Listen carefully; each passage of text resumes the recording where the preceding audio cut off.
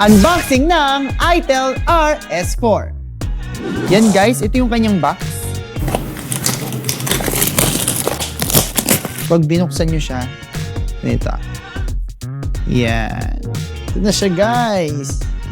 Wow, ganda ng kanyang box. Ito yung unit guys, tabi muna natin yung kanyang laman. Una nating makikita ay yung kanyang ITEL warranty.